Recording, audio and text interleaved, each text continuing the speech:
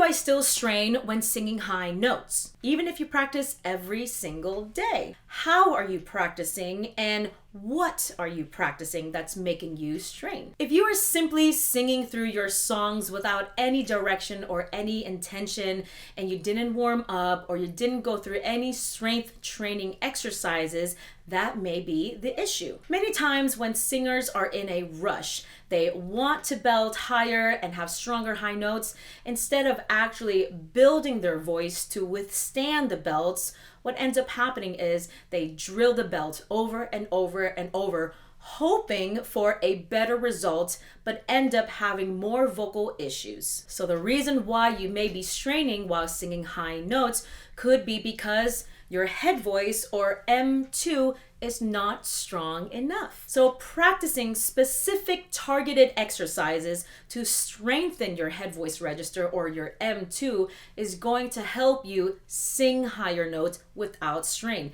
That is when you can start to sing more intensely, where you want to belt. However, if you just go straight into a song and you belt right away, you're gonna find that you will start to strain. And this is where most singers make the mistake of just taking this advice, watching this video, and then doing nothing about it and going back to the old habits of what didn't work. When I say strengthen up your voice, it might take weeks, it might take months. By doing this, you are building up your voice from a foundational standpoint. Then, once your voice is strong, you can try to add the belt or other voice qualities you need for your song. So no need to worry about how do I fix my vowels? How do I fix my soft palate? How do I fix my breathing? It's much more simple than that. And I will tell you the simple solution. First, why is a strain even happening, even if you are practicing every day? If the vocal folds themselves are not strong enough to withstand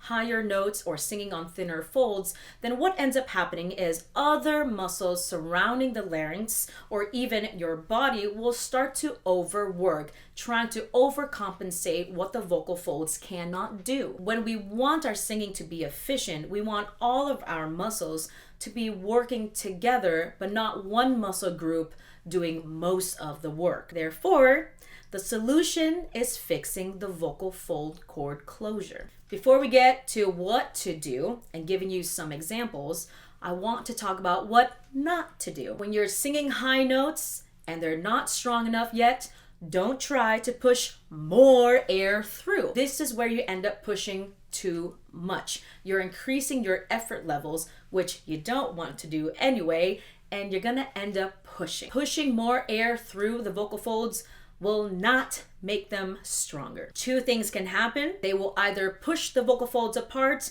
leaving you with a breathy tone, or when you have too much air underneath your vocal folds, the folds will lock up, so they don't even want to vibrate. And because they don't want to vibrate, you're gonna push more and more to get it to vibrate. Do you see how aggressive that is and how it can lead to vocal issues? So let's stay away from that. Another thing to avoid is to not pull the chest voice mechanism into the upper register. You must switch your laryngeal mechanism when you need to sing higher notes. For example, if I go,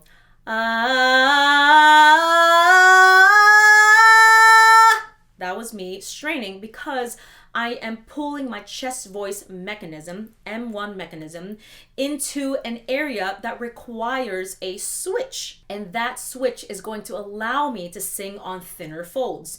You must sing on thinner folds to get higher pitches. You can't avoid that. But the reason why most people want to pull their chest voice up is because they want that stronger voice. However, there's a better way to get a stronger high voice. Now let's talk about what to do. First, strengthen up your vocal cord closure. When you work on this first, before you go into any belting or any mixing, this will allow you to find the right amount of resistance when air goes through the vocal folds. This is why you don't need to worry too much about, do I need more air? Do I need less air? The vocal folds know how much air it needs to resist. It just needs to build the right amount of resistance with time. When you do this correctly, you will find that you will have flow phonation, which is a healthy and efficient way for the vocal folds to vibrate. And when we talk about having a balanced coordination or a balanced singing voice,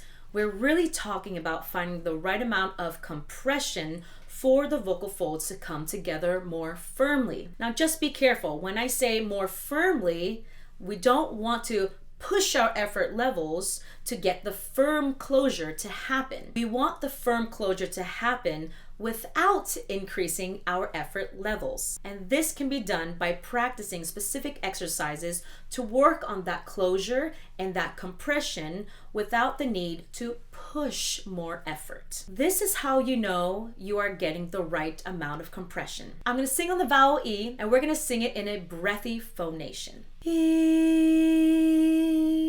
So the vocal folds are pretty loose there. The connection is not as strong and not as firm. So therefore, a lot of excess air is going through the vocal folds, leading to a breathy tone. If I go for flow phonation or balanced singing, it sounds more like this. E.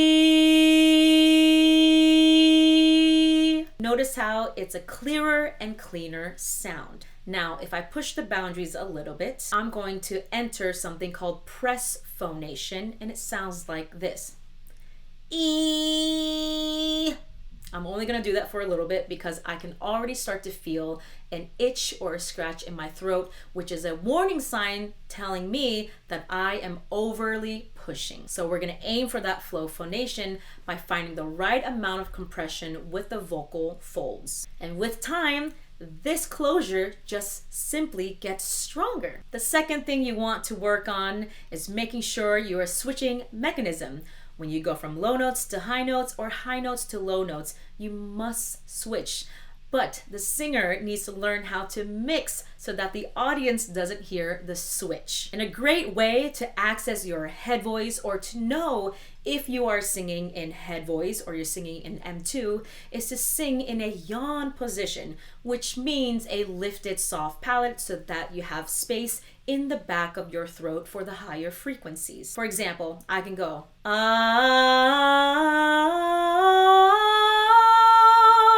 Do you hear how I created more space in the back of my throat? And the sound did change from a darker to a lighter tone. If I want to mix that and make it more consistent, then I will try to make my lower notes a little bit lighter to start with, rather than starting too heavy and then abruptly switching to a lighter tone. That's where we get into the concept of mixing. The point is, you must switch mechanism. Otherwise, you are going to make one muscle group, the TA muscle group, responsible for shortening the vocal folds, to overwork. And if you don't know how to access your yawn position, simply do a yawn, but just the first part of a yawn like this. Okay, keep your jaw relaxed, tongue relaxed, and lift the soft palate. And if the yawn position or the yawn is not helping you out, try to pretend like you're about to sneeze, like this. You should feel an opening in the back of your mouth. If I'm working on a song, I want to strengthen the higher notes as well as my lower notes, because the muscles that help to bring the vocal folds together are actually the same for low notes and high notes. So I want to sing into the unknown, but I definitely want that to be more of a high mixed belt, right? We'll get there later. So what I would do is sing on an E vowel to work on that compression, like this. E, E.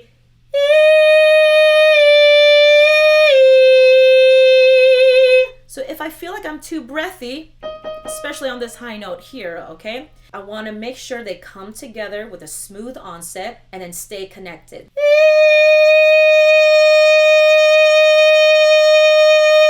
See how much stronger that is without my body actually pushing more effort? So we start there. And once I do this for a couple of days or weeks, we will add the belt voice quality. Into the unknown,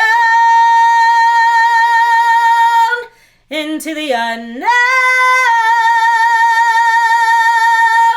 into the unknown.